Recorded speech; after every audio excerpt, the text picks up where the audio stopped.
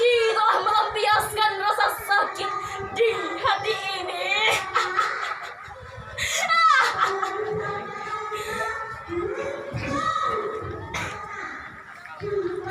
Ketika Rasulullah Sallallahu Alaihi Wasallam melihat dengan pamannya yang tersayang-sayang, Rasul berjanji akan membalaskan dendam dengan balasan yang setimpal.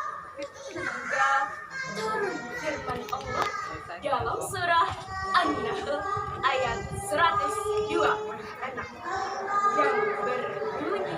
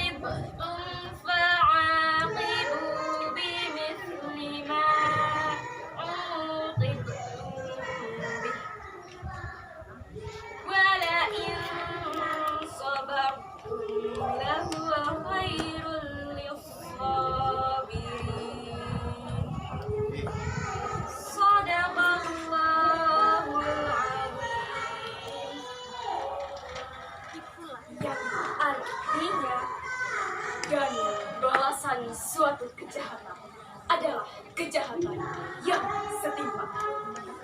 Tetapi barang siapa yang memaafkan dan berbuat baik kepada orang yang berbuat jahat, maka pahalanya dari Allah. Sungguh Dia tidak menyukai orang-orang yang zalim.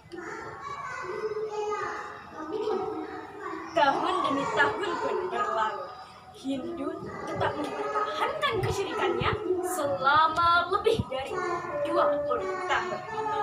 Sampai Allah Subhanahu wa Ta'ala membuka pintu hatinya untuk bisa menerima Islam pada masa pembebasan kota Mekah atau yang biasa dikenal dengan Fathu Makkah. Pada peristiwa Fathu Makkah, kekuatan kaum muslimin lebih banyak daripada kaum musyrikin, sehingga Hindun merasa takut jika Nabi Muhammad menuntut balasan atas kematian pamannya, Hamzah bin Abdul Muthalib.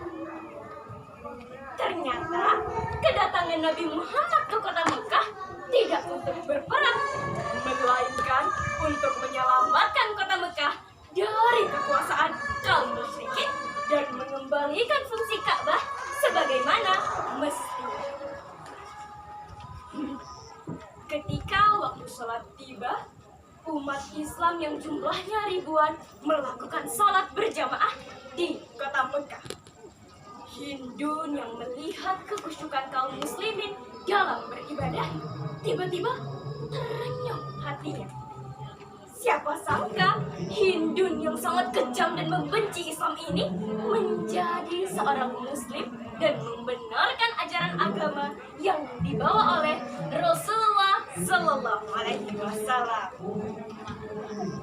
Hindun binti Utsbah adalah bukti nyata bahwa Allah Subhanahu wa Ta'ala mampu mengubah hati manusia secara drastis.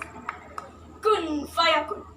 Inilah yang terjadi dalam kisah hidup Hindun binti Utsbah.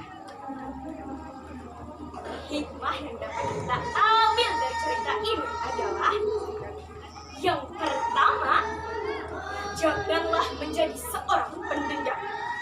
Islam sangat melarang umatnya untuk menjadi seorang pendendam karena banyak sekali kerugian yang akan diperoleh oleh pelakunya. Yang kedua, maafkan dan bersabarlah terhadap orang yang telah berbuat zalim kepada kita.